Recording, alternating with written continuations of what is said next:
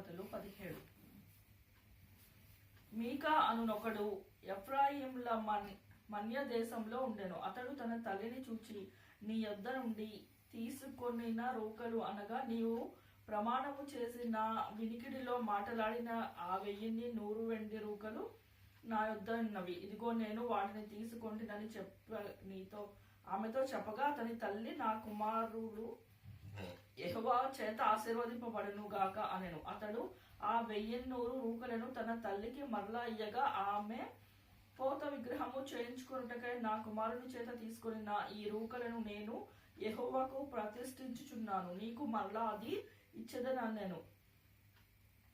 అతడు ఆ రూకలను తన తల్లికి ఇయ్యగా, ఆమె వాటిలో 200 పట్టుకొని కంసాలికి అప్పగించెను. అతడు వాటితో చెక్కబడిన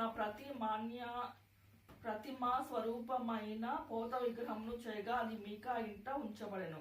మీకా అను ఆ మనుషునికి దేవ మందిరం ఒకటి ఉండెను.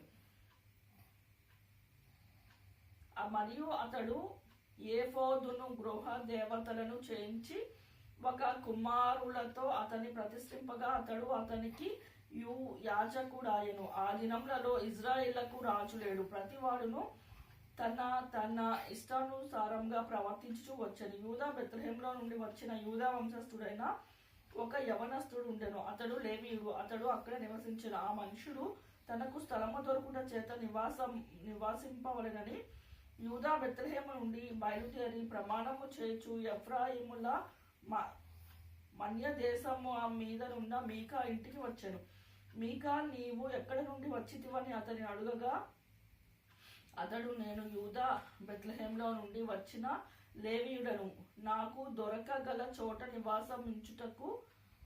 నివసించుటకు పోవుచున్నానని అతనితో అనెను. మీకా, నా యొద్ద నివసించుటకు నాకు తండ్రివి గాను యాజకుడి గాను ఉండుము. నేను సంవత్సరమునకు నీకు 10 వెండి రూకలను, 1 దుస్తు బట్టలను, ఆహారమును ఇచ్చెదనని చెప్పగా, లేవీయుడు ఒప్పుకొని ఆ మనుషుని యొద్ద నివసించుటకు సమ్మతించెను. ఆ యవ్వనుడు అతని కుమారులలో ఒకరి వలె ఉండెను. మీకా ఆ లేవీయుని ప్రతిష్ఠింపగా, అతడు మీకా యాజకుడు అతని ఇంట ఉండెను. అతడు, మీకా లేవీయుడు నాకు యాజకుడు అయినందున యెహోవా నాకు మేలు చేయనని ఇప్పుడు నాకు తెలియను అనెను.